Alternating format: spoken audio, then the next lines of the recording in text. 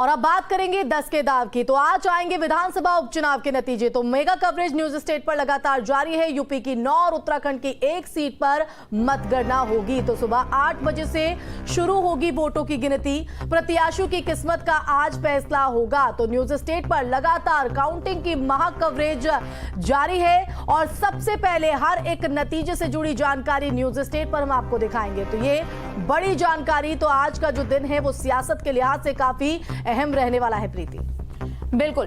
तो देखिए, उत्तर प्रदेश की 9 विधानसभा सीटें और साथ ही उत्तराखंड की 1 विधानसभा सीट, जिन पे बीते दिन यानी 20 नवंबर को मतदान हुए थे और आज का जो दिन है वो फैसले का दिन है। सभी पार्टियों के लिहाज से अपने आप में ये दिन बेहद ज्यादा खास है और एक एक करके जितनी भी सीटें यहाँ पर है जिन पर उपचुनाव हुए हैं उन सभी सीटों से जुड़े हुए भी नतीजे होंगे, वो सबसे पहले आपके सामने होंगे। न्यूज स्टेट पर महा कवरेज लगातार जारी है। तो उत्तर प्रदेश की 9 विधानसभा सीटें और उत्तराखंड की 1 विधानसभा सीट, जिन पर 20 नवंबर को शांतिपूर्ण तरीके से शाम के 5 बजे तक मतदान हुए और उसके बाद आज फैसले का दिन। आशिमा, बिल्कुल। देखिए, छिटपुट घटनाएं जरूर सामने आई थी प्रीति, लेकिन उन धांधली का आरोप भी लगाया गया। लेकिन देखिए, आज का जो इंतजार था वो अब खत्म होते हुए 8 बजे से मतगणना शुरू होगी। और उससे पहले क्या हलचल मतगणना केंद्रों पर देखने को मिल रही है, ग्राउंड का रुख कर लेते हैं, जहां हमारे संवाददाता सीसामऊ से श्याम तिवारी, फूलपुर से हमारे साथ जो है वो भी जुड़ेंगे, गाजियाबाद से हिमांशु हमारे साथ है और मीरापुर से संवाददाता अमित भी हमारे साथ जुड़ गए हैं। और सबसे पहले हम यहां पर सीसामऊ का ही रुख कर लेते हैं। श्याम, आपका रुख करना चाहेंगे, क्या वहां पर हलचल देखने को मिल रही है? क्योंकि 8 बजे से मतगणना है और इसी के साथ आज तस्वीर भी क्लियर होती नजर आएगी जो भविष्य ईवीएम में कैद हो गया था प्रत्याशियों का।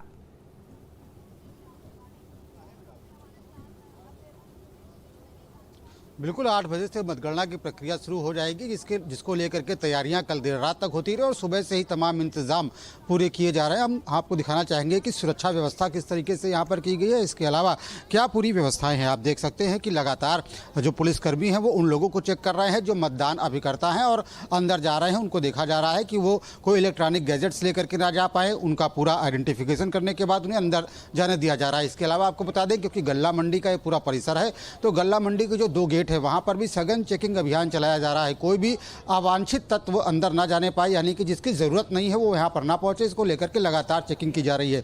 इसके अलावा आपको बता दें कि कानपुर की जो सीसामऊ सीट है वो सबसे हॉट सीट इस वजह से मानी जा रही है कि तमाम उत्तर प्रदेश की जो दूसरी सीटों पर उपचुनाव हुए हैं वहां पर विधायक के सांसद बनने की वजह से चुनाव में, लेकिन ये एक ऐसी सीट है जहां पर जो मौजूदा विधायक थे उनके जेल जाने और उन्हें सजा होने के बाद यहां पर उपचुनाव हुआ है।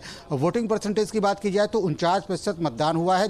2,71,000 मतदाता थे, जिसमें से 1,33,000 मतदाताओं ने अपने मताधिकार का प्रयोग किया है। और अब वो फैसले की घड़ी आ गई है, जब रिजल्ट आना शुरू हो जाएगा 1 घंटे के बाद से, और उसके बाद पता चलेगा कि आखिर इस सीट पर जीत किसने दर्ज की है। क्योंकि ये सीट एक तरफ बीजेपी की प्रतिष्ठा का सवाल बनी हुई थी, तो वहीं सपा इसको बरकरार रखने के लिए लगातार मेहनत कर रही थी। ऐसे में जब रिजल्ट आएगा तब ये पता चलेगा कि आखिर जीत और हार किसकी हुई है। बिल्कुल, निश्चित तौर पर चूंकि देखिए सुबह 8 बजे से काउंटिंग की प्रक्रिया शुरू हो जाएगी और ऐसे में शाम आप पल पल की अपडेट हम तक पहुंचाते रहिएगा। लौटेंगे आपके पास। गाजियाबाद से हिमांशु भी हमारे साथ जुड़े हुए। हिमांशु, चूंकि देखिए गाजियाबाद में जब वोटिंग शुरू हुई थी तो वहां पर 100% मतदान किए गए थे और कहीं कहीं आंकड़े भी बहुत ज्यादा कम थे, लेकिन चूंकि अब वोटिंग हो चुकी है, आज काउंटिंग का दिन है, आज फैसले का दिन है, चाहे वो किसी भी पार्टी के लिहाज से अगर देखा जाए। काउंटिंग शुरू होने से पहले किस तरीके की तैयारियां हैं वहां पर, तस्वीरें भी दिखाइए और बताइए। बिल्कुल, देखिए आपने जिस तरह काउंटिंग का जिक्र किया, सबसे पहले आपको बता दूं उत्तर प्रदेश के अंदर जो 9 विधानसभा सीटों पर उपचुनाव हुआ है उसमें सबसे कम वोटिंग परसेंटेज अगर कहीं हुआ है तो वो गाजियाबाद शहर विधानसभा सीट रही, जहां पर 33.30 वोटिंग परसेंटेज रहा। लेकिन आज निर्णायक दिन है, यानी निर्णय का दिन है, कौन जीतेगा कौन हारेगा इसका दिन है। तो तस्वीरें आप देखेंगे गाजियाबाद की गोविंदपुरम अनाज मंडी के बाहर इस वक्त हम मौजूद हैं, जहां पर मतगणना शुरू होनी है। 8 बजे मतगणना शुरू की जाएगी, जिसको लेकर सभी तैयारियां पूरी कर ली गई हैं। 21 टेबल लगाई गई हैं और 25 राउंड के अंदर काउंटिंग पूरी की जानी है, यानी 21 टेबल पर क्रमबद्ध तरीके से ईवीएम मशीन को लाया जाएगा। उसके बाद वोटों की गिनती शुरू कर दी जाएगी। उससे पहले जितने भी पोलिंग एजेंट हैं वो अंदर जा रहे हैं दूसरे गेट से, और यहाँ आप फोर्स देखेंगे तो 3 लेयर सुरक्षा का घेरा बनाया गया है। सभी को चेकिंग करने के बाद ही अंदर जाने की अनुमति दी जा रही है। कुल मिलाकर तैयारियां यहाँ पर पूरी हैं। इंतजार 8 बजने का है। पुलिस फोर्स पर्याप्त मात्रा में डिप्लॉय किया गया है। रूट डायवर्जन प्लान एग्जीक्यूट कर दिया गया है। अब इंतजार हो रहा है तो कौन जीतेगा कौन हारेगा, किसके सर पर गाजियाबाद शहर विधानसभा सीट से जनता ने जीत का ताज रखा है और किसको हराया है। तो ऐसे में देखना होगा। जो शुरुआती 2 घंटे हो गए उसमें काफी हद तक आंकड़े हैं वो स्पष्ट हो जाएंगे और दोपहर तक ये माना जा रहा है कि जो निर्णायक निर्णय है वो निकलकर सामने आ जाएगा। जाहिर तौर पर हिमांशु, और आज मतगणना के बाद ये साफ हो जाएगा कि जनता ने किसका साथ दिया है। मीरापुर का भी रुख कर लेते हैं, हमारे साथ अमित हमारे संवाददाता जुड़े हैं। अमित, वहां से क्या तस्वीर देखने को मिल रही है? मतगणना से पहले किस तरह की व्यवस्था है, क्योंकि वोटिंग के दौरान तो धांधली के आरोप समाजवादी पार्टी की तरफ से लगाए गए हैं। अब ये आरोप ये हिला हवाली ना लगे, इसको लेकर प्रशासन की क्या तैयारी है वहां पर?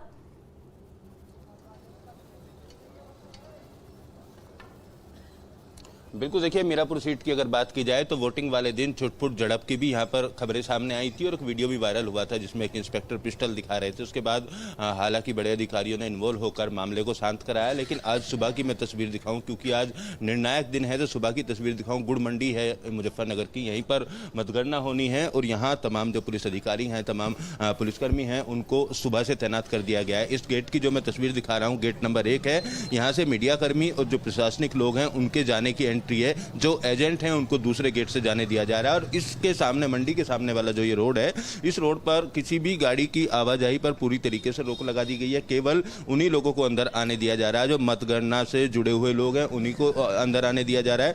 इस सीट की बात की जाए तो काफी दिलचस्प मुकाबला यहाँ पर माना जा रहा है। इसके वोटर की बात की जाए तो 3,28,000 वोटर हैं और तकरीबन 57% के आसपास यहाँ पर मतदान हुआ, यानी 1,85,000 के आसपास जो वोटर्स हैं उन्होंने वोट दिया। इस सीट पर अगर शुरुआती इतिहास की बात की जाए तो यहाँ पर तमाम राजनीतिक पार्टियों के विधायक जिताकर इस विधानसभा के जो भी वोटर्स हैं उन्होंने विधानसभा में भेजे हैं। 3 बार बीजेपी के विधायक यहाँ से जीते हैं, 3 बार कांग्रेस के विधायक यहाँ पर जीते हैं और आरएलडी की बात की जाए तो आरएलडी के विधायक भी 3 बार यहाँ से जिताकर विधानसभा में भेजे गए। समाजवादी पार्टी की बात की जाए तो समाजवादी पार्टी का एक बार जो विधायक है वो मीरापुर सीट से जीतकर विधानसभा में गया है। आज फैसले का दिन है, देखना होगा क्योंकि तमाम आरोप प्रत्यारोप समाजवादी पार्टी की तरफ से भी लगाए सीट गए। ये अपने आप में अमित इसलिए भी खास है क्योंकि देखिए ये सीट आरएलडी के पाले में तो जरूर गई, उसके खाते में जरूर गई, लेकिन पिछले विधानसभा चुनाव और इस उपचुनाव में तस्वीर यही अलग अलग है कि पहले समाजवादी पार्टी की तरफ आरएलडी होती थी और अब एनडीए की सहयोगी पार्टी है। यहाँ पर श्याम आपका रुख करते हुए, चूंकि देखिए सीसामऊ सीट के जो नतीजे हैं वो लगभग बाकी सीटों की अपेक्षा यहाँ पर पहले आने की उम्मीद है क्योंकि यहाँ पर काउंटिंग की जो राउंड होगी वो यहाँ पर कम है। लेकिन अगर कल की हम बात करें, नसीम सोलंकी ने अपने कार्यकर्ताओं से ये अपील भी की है और एक तरीके से आदेश दिया कि ठीक है सुरक्षा व्यवस्था अपने तरफ तो है लेकिन हमको भी डटे रहना होगा, और साथ ही यहाँ पर आरोप जो कि हमेशा से विपक्ष की ओर पर, सत्ता पक्ष पर लगाए जाते हैं।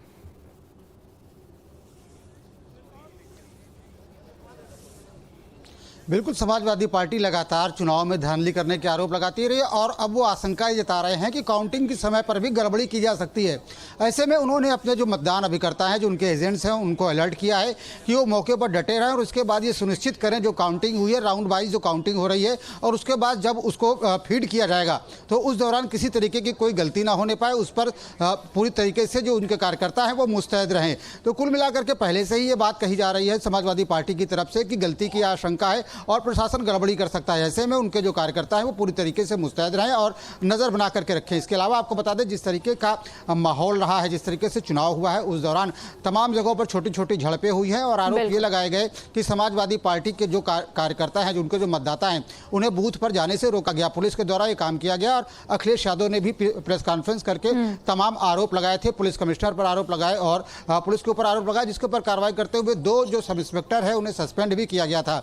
इसके बाद समाजवादी पार्टी लगातार यह आशंका जता रही है कि चुनाव में गड़बड़ी की जा सकती है, यहाँ तक कि मतगणना में भी गड़बड़ी की जा सकती है।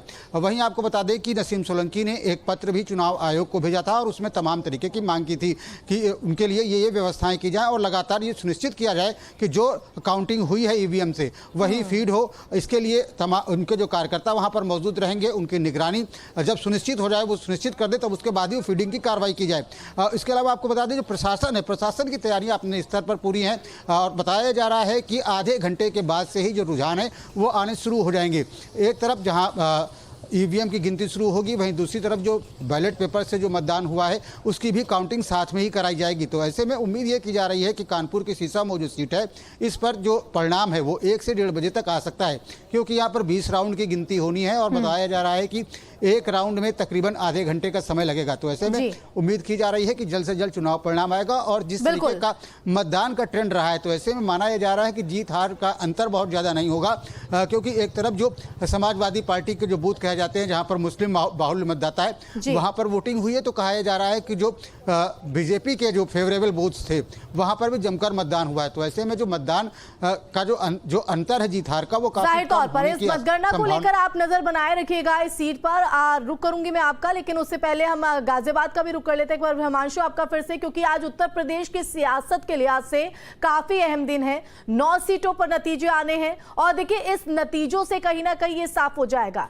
योगी वर्सेस अखिलेश यादव जो देखा जा रहा था इस उपचुनाव के दौरान, प्रचार प्रसार के दौरान, वो किसका दबदबा यहां पर रहेगा ये भी क्लियर होगी आज तस्वीर इन नतीजों के बाद।